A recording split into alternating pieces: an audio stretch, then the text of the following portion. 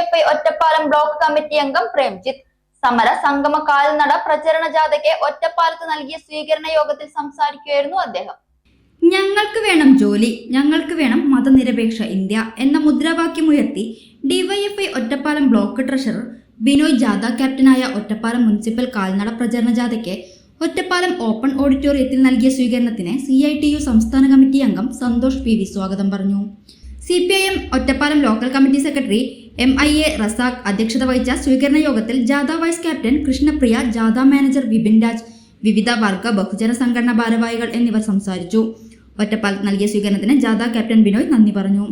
കഴിഞ്ഞ കാലങ്ങളിൽ നിങ്ങൾക്ക് എല്ലാവർക്കും അറിഞ്ഞതുപോലെ നമ്മൾ ആദ്യം ഈ മുദ്രാവാക്യത്തിന്റെ ഭാഗമായി സൂചിപ്പിച്ചത് ഞങ്ങൾക്ക് വേണം ജോലി എന്നാണ്.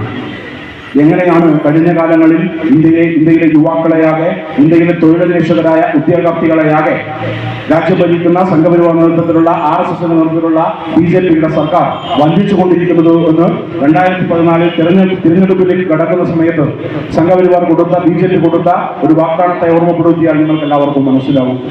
ഓരോ വർഷവും 2 കോടി തൊഴിലവസരങ്ങൾ ഈ നാട്ടിൽ സൃഷ്ടിക്കുകയും യുവാക്കൾക്ക് തൊഴിൽ കൊടുക്കുകയും ചെയ്യും എന്ന പ്രഖ്യാപനവുമായാണ് പുതിയ സർക്കാരിന്റെ വലിയ പ്രയാസങ്ങളുള്ള ജനങ്ങളിലേക്ക് പ്രതീക്ഷയുടെ വാഗ്ദാനവുമായി സംഘപരിവാർ എത്തുന്നത്, BJP എത്തുന്നത്. ഓരോ വർഷവും 2 കോടി തൊഴിൽ എന്നുള്ള നിലയിലേക്ക് 10 വർഷം പൂർത്തീകരിച്ച് 2024 20 കോടി യുവാക്കൾക്ക് തൊഴിൽ കൊടുക്കാൻ സാധിക്കുമായിരുന്ന ഒരു സർക്കാർ ആ വാഗ്ദാനം പാലിക്കപ്പെടാതെ 1 കോടി തൊഴിലവസരം പോലും കഴിഞ്ഞ 10 വർഷമായി നമ്മുടെ നാട്ടിലെ യുവാക്കൾക്ക് നൽകിയില്ല എന്നത് മാത്രമല്ല, നിലവിൽ നമ്മുടെ പൊതുമേഖലാ സ്ഥാപനങ്ങളിൽ നമ്മുടെ രാജ്യത്ത് തൊഴിൽ ഒഴിഞ്ഞുകിടക്കുന്ന ഇടങ്ങളിലെല്ലാം ഈ നാടിനകത്ത് ആ ഒഴിവുകൾ റിപ്പോർട്ട് ചെയ്യാതെ, ആ ഒഴിവുകൾ നികത്താൻ ആവശ്യമായ പരീക്ഷകൾ നടത്താതെ, ഒഴിവുകൾ നികത്താൻ ആവശ്യമായ ഒരു നടപടിയും സ്വീകരിക്കാതെ തൊഴിലന്വേഷകരായ ഈ നാട്ടിലെ ചെറുപ്പക്കാരെ, വിദ്യാർത്ഥിനികളെ, യുവാക്കളെ വഞ്ചിക്കുന്ന നിലയിലേക്കുള്ള സമീപനമാണ് കേന്ദ്ര സർക്കാർ സ്വീകരിക്കുന്ന നിലയിലായത്.